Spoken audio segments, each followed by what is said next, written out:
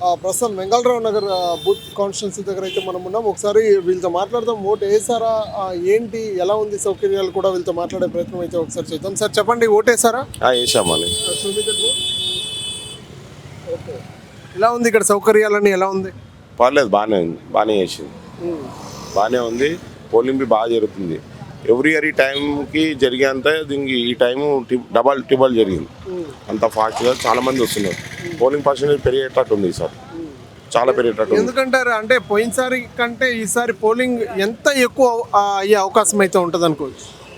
అంటే ఒక 25% అట్లా పెరగవచ్చు.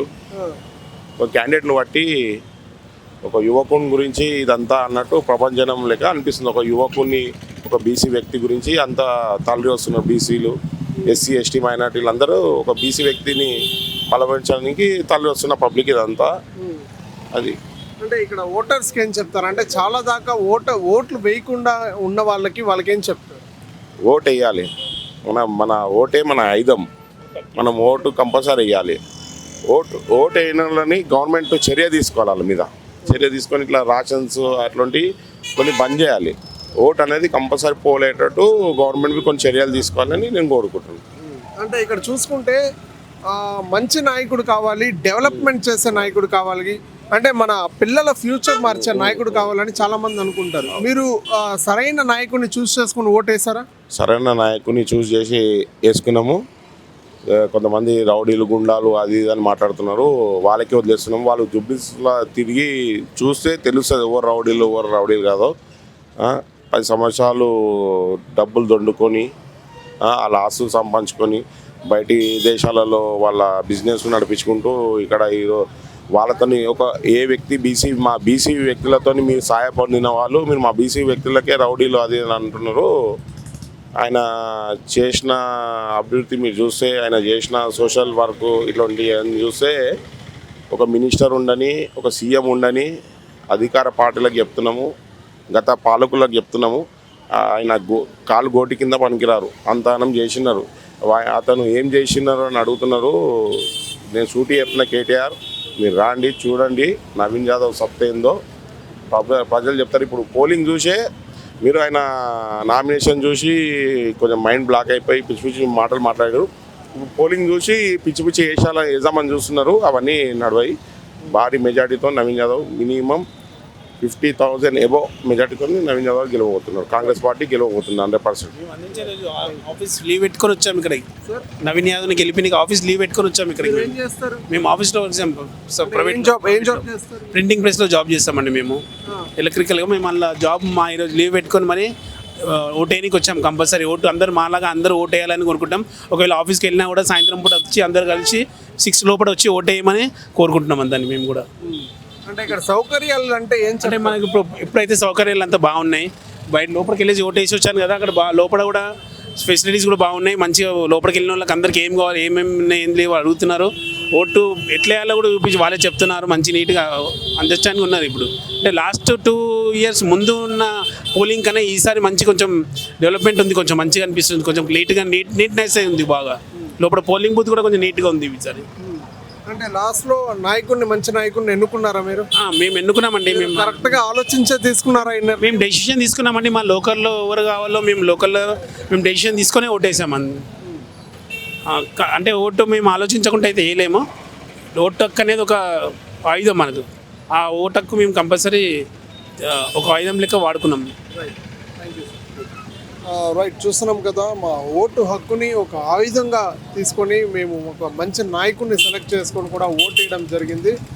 ఎవరైతే ఓట్లు ఇంకా వేయలేదో, ఎవరైతే ఆఫీసులకి వెళ్ళిపోయారో వాళ్ళు వెంటనే ఈవినింగ్ వచ్చైనా సరే 6 గంటల లోపు ఓటు వినియోగించుకోవాలి. ఓటు అనేది మన హక్కు. ఖచ్చితంగా ఓటు వినియోగించుకుంటేనే మన ప్రభుత్వం కానీ మన భవిష్యత్తు కానీ బాగుంటుందని చెప్పి కూడా వీళ్ళు చెప్పే ప్రయత్నం అయితే చేశారు. సార్ మీ పేరు? నా పేరు సతీష్ కుమార్, శ్రావణపేట. సార్ ఓటు ఎలా వినియోగించుకున్నారు దీన్ని? ఇది ఏంటి అంటే ఈరోజు జరుగుతున్న ఎలక్షన్స్ ఏంటంటే ఇట్స్ నాట్ అబౌట్ ఇప్పుడు ఒక పార్టీ ఈ పార్టీ ఆ పార్టీ అని కాదు. ఇక్కడ ఏంటంటే people's versus all the parties. అంటే పీపుల్ ఇప్పుడు ఇక్కడున్న గవర్నమెంట్లో ఏంటంటే గత 3 yearsకి ఏంటి అంటే టీఆర్ఎస్ అనే గవర్నమెంట్ చాలా బాగానే డెవలప్మెంట్ చేసింది. దాని తర్వాత ఏంటంటే ఆ డెవలప్మెంట్ అనేది కంటిన్యూటీ అవ్వలేదు, ఎందుకంటే గోపీనాథ్ సార్ హెల్త్ బాగాలేకపోవడం వల్ల అది కుదరలేదు.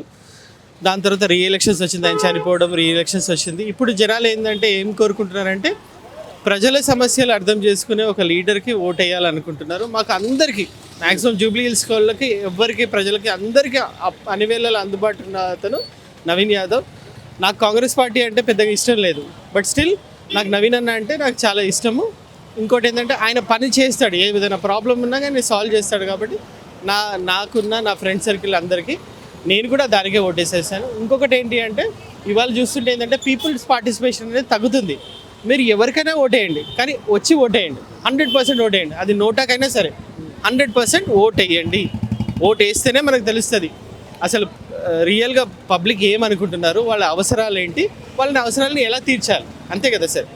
అదే సో అంటే మీకు ఇక్కడ సౌకర్యాలు అవన్నీ ఎలా ఉన్నాయి ఇప్పుడు?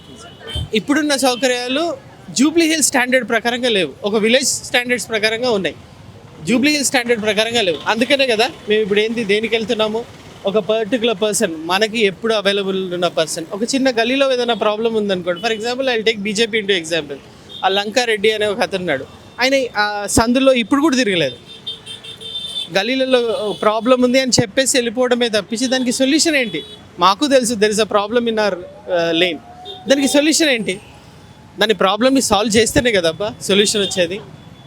ఎంతో కొంత ఏంటంటే మాకు నవీన్ యాదవ్ మీద నమ్మకం ఉంది కాబట్టి మేము ఆయనకు ఓటేసాము.